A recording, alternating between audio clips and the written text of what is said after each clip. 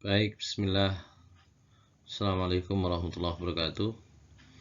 Adik-adik, kita masuk di materi topik 8. Biasanya materi topik 8 itu masuk UTS atau ETS, ujian tengah semester atau evaluasi tengah semester. Tapi semester ini rupanya materi ke-8 ini masih melanjutkan materi sebelumnya, dan UTS atau ETS, evaluasi tengah semester, akan dilaksanakan di pekan ke-9. Karena itu masih ada satu pembahasan terkait dengan sumber ajaran Islam yang akan kita bahas, yaitu tentang ijtihad. Baik, di materi kali ini kita akan membahas tentang ijtihad. Materi ini sesungguhnya melanjutkan materi sebelumnya tentang sumber ajaran Islam dalam bab tentang bagaimana membentuk pribadi yang dekat dengan nilai-nilai Al-Quran, sehingga ayat yang relevan dengan materi hari ini sama, yaitu surat An-Nisa ayat 59. Anda ingat-ingat, An-Nisa ayat 59 itu berisi perintah untuk mentaati Allah, artinya mentaati isi Al-Quran, perintah untuk mentaati Rasul, berarti hadis Nabi SAW, dan perintah untuk mentaati ulil amri. Dan ulil amri itu biasa dimaknai sebagai pemimpin umat Islam, yang diantaranya kalau itu pemimpin dalam hal agama tentu saja para ulama. Maka keputusan-keputusan para ulama, keputusan para pemimpin umat Islam termasuk dalam bidang politik, itu menjadi dasar nilai yang bisa dipakai oleh umat Islam selama tidak bertentangan dengan sumber hukum Islam di atasnya, yaitu Al-Quran dan Sunnah Rasulullah SAW. Ijtihad itu secara bahasa artinya adalah bersungguh-sungguh, ya. Secara umum biasanya dimaknai, secara istilah dimaknai usaha, upaya, sungguh-sungguh yang dilakukan oleh seorang ahli fikih, ahli agama, untuk merumuskan hukum Islam berdasarkan pada dalil-dalil yang terperinci. Jadi produk hukum yang dihasilkan dari ijtihad ini tidak lepas dari nilai-nilai di dalam Al-Quran maupun dalam hadis Nabi SAW.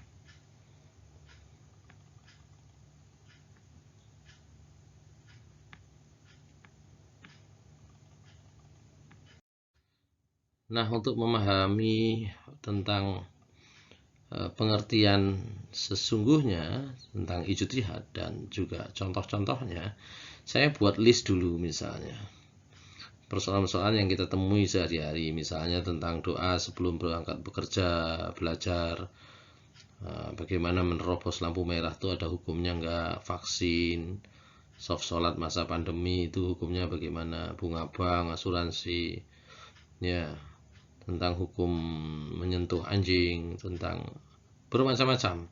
Dari sana nanti kita bisa ketahui mana yang bisa langsung kita putuskan menurut Al-Quran dan mana yang bisa kita putuskan menurut hadis Nabi SAW. Dan ada perkara-perkara yang tidak bisa langsung diputuskan menurut Al-Quran dan hadis, tapi membutuhkan pembahasan lebih dalam lagi, dan itulah yang disebut dengan ijtihad, gitu ya. Berangkat bekerja, ada doanya nggak? Ada. Maka kita bicara ada itu berarti ada di dalam Al-Quran atau hadis Nabi SAW. Nah, yang kayak gini tidak perlu mikir. Artinya tidak perlu kita mencari teks sendiri, bikin sendiri, rumuskan sendiri. Nggak perlu, karena rupanya memang sudah ada contoh, ya.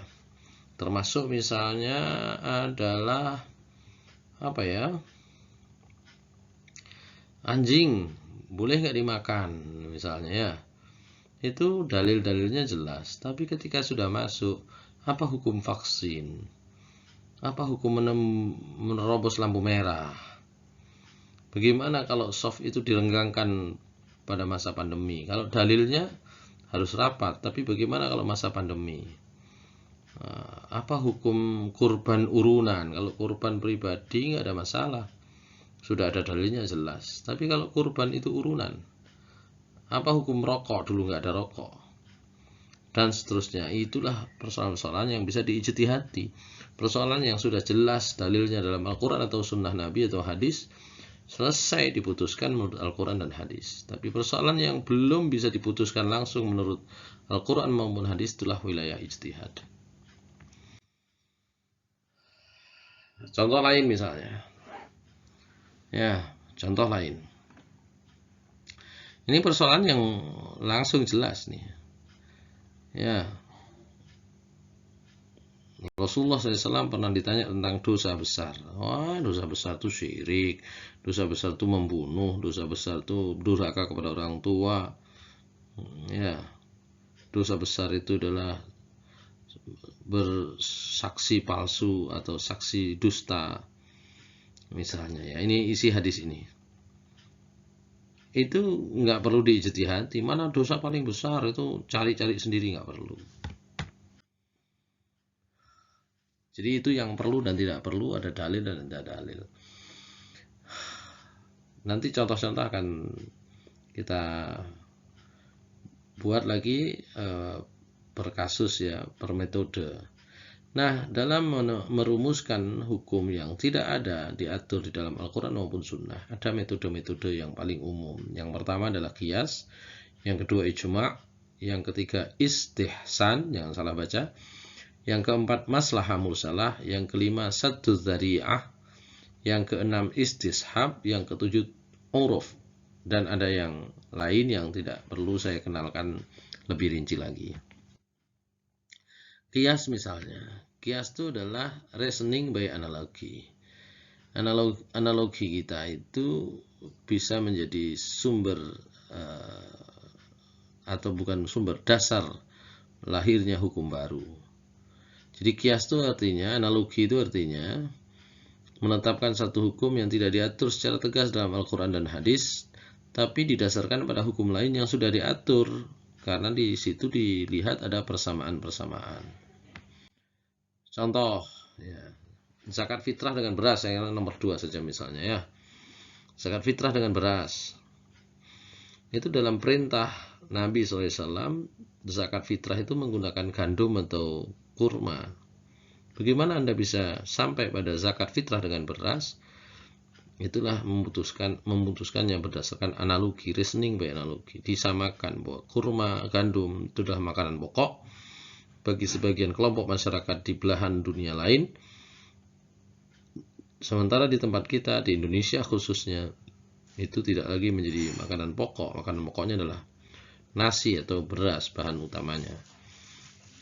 Jadi membayar zakat dengan beras itu, zakat fitrah itu tidak ada dalilnya, tapi bisa dicarikan dasar analoginya berdasarkan hukum lain yang sudah ada, yaitu tadi itu kurma atau gandum sebagai bahan makanan pokok. Berkata atau berkata kasar kepada orang tua, itu menjadi dasar untuk menentukan hal-hal lain. Karena hal-hal lain itu, perbuatan, ucapan lain kepada orang tua itu tidak mungkin diatur satu persatu. Berkata kotornya orang Surabaya, orang Sumatera, orang Jakarta, itu bisa berbeda-beda. Maka dalam Al-Quran cukup saja diberi gambaran, fala taqul lahuma uffin, jangan berkata kepada orang tua. Maka masuk di dalamnya seluruh perkataan kasar yang memiliki makna yang sama dengan gitu ya. Sama dengan larangan minuman keras, surat Al-Maidah ayat 90. Yang dilarang adalah khamr, minuman keras, tapi dari sana nanti diputuskan misalnya haramnya narkoba dengan berbagai jenisnya, gitu kan. Itu nggak mungkin disebut satu persatu di dalam Al-Quran. Cukup menyebut satu macam, yang lain nanti disamakan. Nah, itu namanya qiyas. Nah, ini contoh tadi kepada orang tua. Terus ini tadi tentang zakat fitrah itu atau zakat fitri. Ini dalil tentang zakat fitri atau zakat fitrah. Jadi yang diperintahkan oleh Rasulullah SAW itu adalah gandum atau kurma, nggak ada beras di sini. Baik, yang kedua tuh ijma, konsensus. Jadi berijtihad dengan berkumpulnya para ulama untuk menyepakati satu persoalan, atau mungkin tidak perlu berkumpul tapi pendapatnya para ulama itu sama. Itu yang disebut ijma atau konsensus atau kesepakatan. Contoh paling awal tentang ijma itu adalah ijma sahabat, itu adalah pengumpulan Al-Quran. Jadi pada masa awal ketika Al-Quran itu lebih banyak dihafal, hanya sedikit yang ditulis, maka ketika perang di zaman Abu Bakar itu menewaskan banyak penghafal Al-Quran, Umar bin Khattab itu berinisiatif usul kepada Abu Bakar Khalifah supaya ditulis Al-Quran itu dikumpulkan. Nah, Abu Bakar mikir, nggak pernah ada ceritanya begitu. Maka kemudian didiskusikan, disepakati bersama, dikumpulkanlah Al-Quran. Bahkan tidak hanya dikumpulkan, pada masa berikutnya distandarkan pada masa Utsman bin Affan. Maka itu adalah ijma. Semua menerima tentang keputusan tersebut. Padahal pada masa Nabi nggak perlu dikumpulkan. Kok ada keputusan mengumpulkan? Nah, kok ada keputusan melakukan standarisasi? Itu namanya ijma, gitu ya. Nah, dalam skala yang lebih kecil saat ini, ijma itu bisa dimaknai misalnya adalah kesepakatan Majelis Ulama Indonesia tentang halalnya vaksin Sinovac, vaksin apalagi itu, vaksin booster, vaksin macam-macam itu bisa disebut ijma. Atau persoalan-persoalan yang lain yang disepakati menurut Majelis Ulama yang ada di Indonesia, atau mungkin bukan hanya di Indonesia, seluruh dunia boleh. Ya.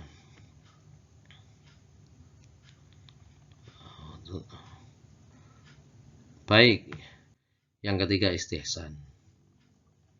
Istihsan itu menetapkan satu hukum berdasarkan persoalan ijtihad atas dasar prinsip-prinsip umum ajaran Islam seperti keadilan, kasih sayang, dan lain-lain. Tapi yang paling sederhana adalah meninggalkan qiyas, menggunakan argumen lain yang diterima. Saya ambil contoh. Adakah contohnya di bawah ya? Saya lihat ya. Nah, contoh. Minum kopi luwak. Kopi luwak itu kan kopi yang prosesnya adalah diambil dari kotoran luwak. Kemudian dibersihkan, ternyata biji kopinya masih utuh, kemudian dimasak, diproses, ya, dimasak dan seterusnya. Dan itu mahal harganya. Pertanyaannya, halalkah atau haram? Kalau menggunakan kias, analogi, haram harusnya. Jadi kalau ada yang mengharamkan kopi luwak, itu dia menggunakan analogi. Haramnya kopi luwak nggak ada dalilnya. Tapi kalau dianalogikan, maka dia dianalogikan dengan kotoran yang lain, kotoran binatang dan yang lain-lain yang hukumnya haram untuk dikonsumsi. Jadi kalau menggunakan analogi, kopi luwak itu haram. Karena kotoran itu secara umum diharamkan untuk dikonsumsi. Ya. Meskipun tidak disebut satu persatu, maka luwak bisa masuk di sana, kotoran luwak. Itu kalau menggunakan analogi atau kias. Tapi kalau ditinggalkan kias itu, kita gunakan argumen lain yang dianggap lebih baik, misalnya adalah istihsan. Maka, misalnya begini argumennya. Kotoran luwak yang dimaksud itu tidak seperti kotoran yang lain, dia tetap kopi. Dan kopi itu tidak berubah, bendanya, barangnya. Bahwa ada aroma, ada rasa yang berbeda, itu persoalan yang lain. Maka memutuskan halalnya kopi luwak, karena dia tidak bisa disamakan dengan kotoran-kotoran binatang yang lain atau kotoran dalam bentuk yang lain yang jelas haramnya, maka itu namanya memutuskan dengan istihsan. Itu yang disebut dengan istihsan. Baik, itu istihsan. Misalnya jual beli yang tidak cash, jual beli online sekarang ya. Nabi pada saat ditanya, Nabi SAW ditanya tentang jual beli, beliau mengatakan, "In kana yadan biyadin falabas." Kalau itu langsung cash, tunai, tangan dengan tangan, yang jual yang beli itu langsung menyerahkan barang atau uangnya, falabasa, maka tidak apa-apa. Wa in kana nasa'an fala yasluh, kalau itu ditunda pembayarannya maka tidak boleh. Ditunda pengiriman barangnya tidak boleh. Itu dulu. Seharusnya jual beli online juga begitu, berlaku seperti itu. Tidak. Ya, kalau menggunakan kias maka haram. Tapi kalau menggunakan istihsan bisa halal atau mubah. Mengapa demikian? Karena pada masa Nabi orang itu cenderung curang kalau itu dibayar belakangan atau dikirim belakangan barangnya. Harus cash dia, tunai langsung. Tapi sekarang dengan perubahan zaman, dengan alat kontrol, ya ada pengiriman barang itu ada monitornya, ya monitor sampai mana barang dan seterusnya, ada jaminan, maka menjadi boleh. Itu dianggap sebagai jual beli yang cash gitu ya. Itu dengan istihsan. Ada masalah mursalah itu yang tidak diatur dalam Al-Quran. Tadi sempat saya singgung, misalnya tentang aturan rambu lalu lintas itu nggak ada dalam Al-Quran, tapi itu bisa dibuat. Ya, itulah namanya masalah mursalah. Atau mungkin ini contoh yang lain adalah mencatatkan pernikahan. Pernikahan itu asal ada kedua mempelai, ada saksi, ada wali bagi yang perempuan, ada akad nikah, selesai sudah. Tapi sekarang harus dicatatkan, karena menurut ukuran kebaikan orang sekarang nggak dicatatkan tuh bahaya. Ada banyak kesulitan yang muncul kalau tidak dicatatkan. Maka mencatatkan pernikahan itu bisa menjadi wajib berdasarkan maslahah mursalah. Tidak ada dalil Al-Qur'annya, tidak ada dalil hadisnya, tapi Al-Qur'an dan hadis itu senantiasa mengarahkan kita untuk mendapatkan solusi yang lebih baik dan lebih mendatangkan maslahat. Nah, yang kemudian ada satu dzari'ah. Satu dzari'ah itu adalah mengharamkan sesuatu yang sebelumnya halal. Ya, mengharamkan sesuatu yang sebelumnya halal karena alasan tertentu. Ya. Pada zaman dulu, misalnya, orang yang ditinggal mati oleh suaminya, itu yang diharamkan di dalam Al-Quran itu adalah menikah lagi. Dia punya masa iddah. Misalnya masa iddahnya 3 bulan, dia belum boleh menikah lagi. Tapi para ulama untuk menjaga hal-hal yang kurang diinginkan, bahaya, maka perempuan yang masih dalam masa iddah tidak hanya dilarang untuk menikah lagi, tapi dilarang berdandan misalnya. Berdandan itu pada dasarnya adalah halal. Tapi karena dia statusnya dalam masa iddah, tidak diatur dalam Al-Quran. Para ulama mengaturnya supaya tidak terjadi fitnah, tidak terjadi persoalan di belakang. Dianggap orang tadi sebagai orang yang merdeka yang bisa menikah begitu saja. Maka itu namanya satu dzari'ah. Ya, contoh pernikahan beda agama ini saya kira harus dibahas lebih rinci ya. Saya tidak berani menyampaikan di sini secara singkat gitu ya. Nanti khawatir untuk salah persepsi. Saya lewati saja, cukup dengan satu contoh tadi itu saja. Berdandan hakikatnya itu hukum asalnya halal, tapi bagi perempuan yang masih dalam masa iddah oleh para ulama diharamkan atau dimakruhkan karena untuk menghindari fitnah. Ada namanya istishab. Ya, istishab itu menetapkan berlakunya satu ketetapan sampai ada alasan yang bisa mengubah. Misalnya kalau ada orang tanya, perempuan yang sudah bersuami ditinggal suaminya untuk bekerja, kemudian bertanya, apakah saya boleh menikah lagi? Maka hukumnya tidak boleh, haram. Saya sudah ditinggal 6 tahun, tetap haram. Saya sudah ditinggal 10 tahun, tetap haram menikah lagi. Karena dia adalah statusnya sebagai istri dari seorang laki-laki. Ya, hukum asalnya begitu. Nah, terus solusinya bagaimana? Ya, kalau mau solusi, ya lakukan gugatan cerai. Baru statusnya menjadi jelas, gitu ya. Kalau memang hakim sudah menyelidiki dan mensahkan bahwa dia memang berhak berpisah karena tidak mendapatkan nafkah dari suaminya yang sudah lama meninggalkan, maka dia menjadi orang yang bebas setelah selesai masa iddahnya. Gitu. Jadi tidak bisa langsung ditetapkan, oh ya silahkan boleh, gitu, nggak bisa begitu. Itu karena dia memiliki hukum asal. Sebagai seorang yang bersuami haram menikah dengan orang lain. Nah, begitu. Loh, tapi saya sudah lama sekali. Jangankan lama, 3 bulan saja dia ditinggalkan dan dia menggugat, bisa jadi dia dikabulkan gugatannya, dan setelah dikabulkan barulah dia bisa bebas untuk menikah lagi. Tentu saja setelah selesai masa iddah. Itu namanya istishab. Jadi menetapkan hukum satu persoalan yang sedang menjadi masalah berdasarkan hukum asalnya. Atau sebaliknya, misalnya ada tanah kosong, boleh nggak ditempati? Kalau selama tidak diketahui pemiliknya, boleh. Karena hukum tanah kosong yang tanpa penghuni, tanpa ada yang pemilik, itu halal digunakan, dimanfaatkan, dan ditempati. Ketika sudah menempati, ada orang yang datang membawa bukti ini tanah saya, ya berarti baru menjadi haram. Nah, hukum asalnya adalah boleh selama tidak diketahui pemiliknya, begitu. Nah, itu hukum asal digunakan sebagai dasar menetapkan hukum namanya. Itu namanya istishab. Dan ada uraf, kebiasaan, ya. Apa hukumnya? Misalnya mengirim